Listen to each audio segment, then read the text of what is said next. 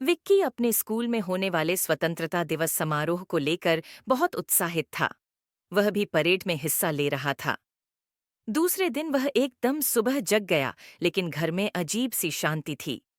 वह दादी के कमरे में गया, लेकिन वह दिखाई नहीं पड़ी। माँ, दादी जी कहाँ हैं? उसने पूछा। रात को वह बहुत बीमार हो गई थीं।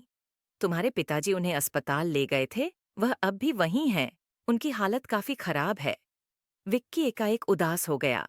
उसकी माँ ने पूछा, क्या तुम मेरे साथ दादी जी को देखने चलोगे? 4 बजे मैं अस्पताल जा रही हूँ। विक्की अपनी दादी को बहुत प्यार करता था। उसने तुरंत कहा, हाँ, मैं आपके साथ चलूंगा। वह स्कूल और स्वतंत्रता दिवस के समारोह के बारे में सब कुछ भूल गया। स्कूल में स्वतंत्रता दिवस समारोह बहुत अच्छी तरह संपन्न हो गया, लेकिन प्राचार्य खुश नहीं थे। उन्होंने ध्यान दिया कि बहुत से छात्र आज अनुपस्थित हैं। उन्होंने दूसरे दिन सभी अध्यापकों को बुलाया और कहा, मुझे उन विद्यार्थियों के नामों की सूची चाहिए जो समारोह के दिन अनुपस्थित थे। आधे घंटे के अंदर सभी कक्षाओं के विद्यार्थियों की सूची उनकी मेज पर थी। कक्षा 6 की सूची बहुत लंबी थी। वह पहले उसी तरफ मुड़े। जैसे ही उन्होंने कक्षा 6 में कदम रखे, वहां चुप्पी सी छा गई। उन्होंने कठोरतापूर्वक कहा, मैंने परसों क्या कहा था?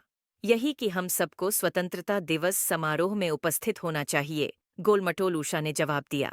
तब बहुत सारे बच्चे अनुपस्थित क्यों थे? उन्होंने नामों की सूची हवा में हिलाते हुए पूछा।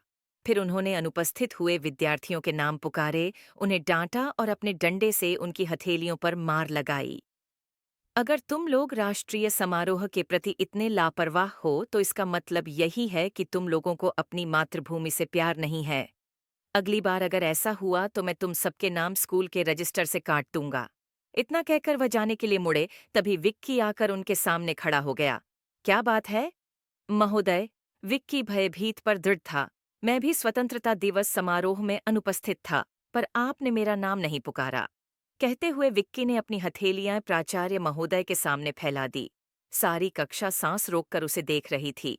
प्राचार्य कई क्षणों तक उसे देखते रहे। उनका कठोर चेहरा नर्म हो गया और उनके स्वर में क्रोध गायब हो गया। तुम सजा के हकदार नहीं हो, क्योंकि तुम में सच्चाई कहने की हिम्मत है। मैं तुमसे कारण नहीं पूछूंगा, लेकिन तुम्हें वचन देना होगा कि अगली बार राष्ट्रीय समारोह को नहीं भूलोगे। अब तुम अपनी सीट पर जाओ। विक्की ने जो कुछ किया, इसकी उसे बहुत खुशी थी।